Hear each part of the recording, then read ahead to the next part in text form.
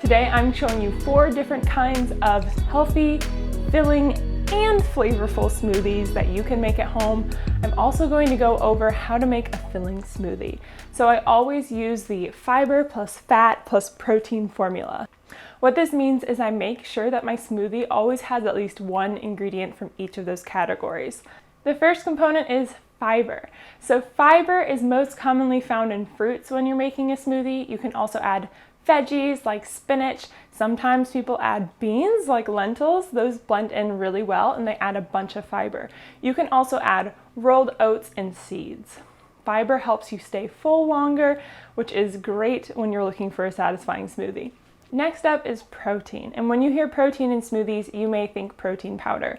You can add protein powder to a smoothie, but you don't have to make it high protein and filling. I like adding yogurt. You can add Greek yogurt, you can add vegan yogurt.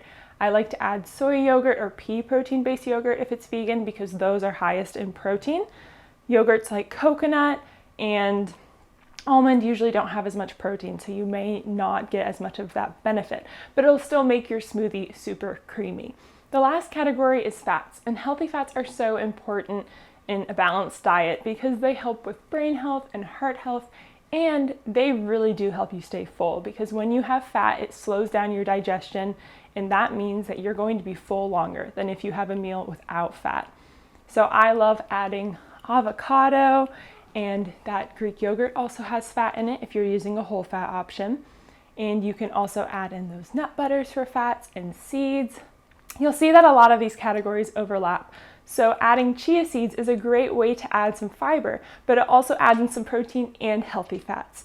I also have a blog post that goes over all of these smoothies, how to build a better smoothie using that formula, and more tips and tricks to make a delicious smoothie. Now, before we get started, I want to go over equipment.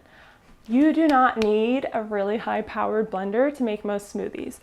My blender, and I'm a food blogger, so I should probably remedy this. My blender I got at a thrift store a few years ago, and it makes all these smoothies just fine. As long as you're adding enough liquid and you're not overworking the blender, you'll be able to make all of these smoothies. You can also use a food processor if you prefer. If you're making a food processor though, I recommend doubling the recipes because you don't want to have too little liquid since it is a bigger container. Now, before we get started, I do want to say everyone has different nutrition needs. So one of these smoothies may be filling for me or for someone else and not for you. That's okay. You can just add more ingredients or you can take away ingredients. These smoothies are all really easy to customize to fit your needs. And like I said, that post is going to have a lot of information on things you can add to smoothies to make them even more satisfying.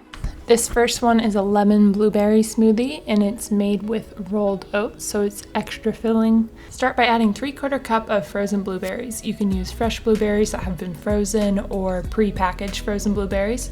Add 1/3 cup of rolled oats. I haven't tried this with instant oats, but it should work just fine. Then add 6 ounces of plain Greek yogurt. You can use flavored yogurt too, and you can use vegan yogurt.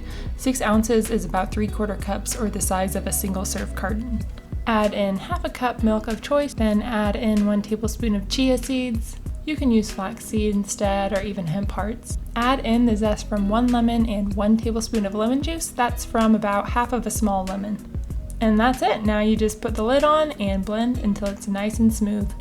You can always add extra milk if you need to thin it, or if you need to thicken it up more, you can just add in a handful of frozen blueberries. Next up, we have a chocolate peanut butter smoothie. This one also has some coffee in it, and it uses a banana.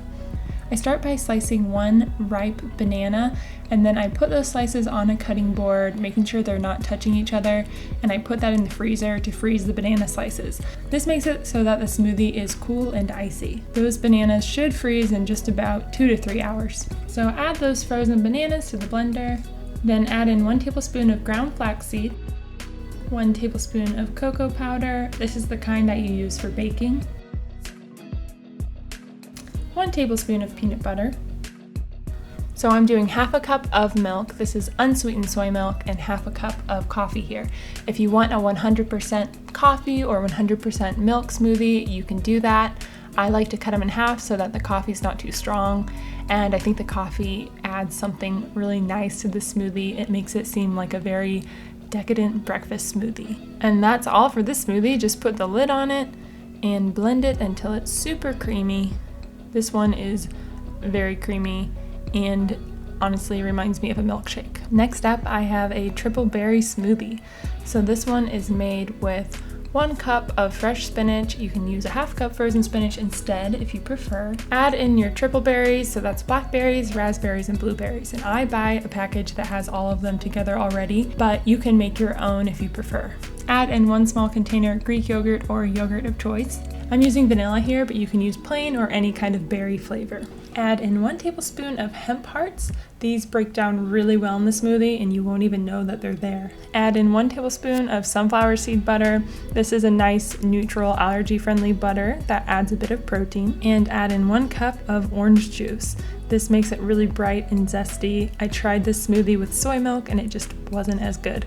So I definitely recommend doing orange juice. And blend until nice and smooth.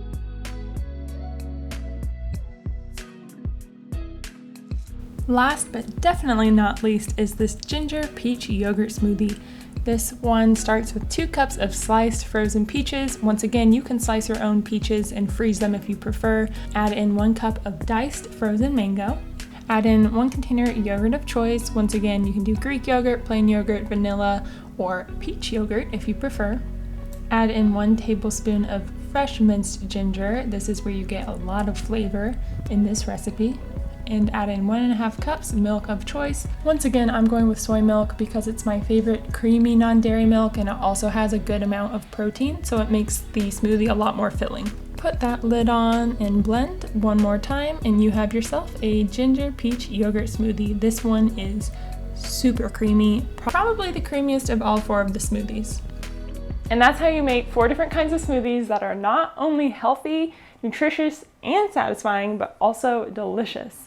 Now, if you like this video, please leave a thumbs up. That's how I know to make videos that are like this, and I love making videos and recipes that you actually want.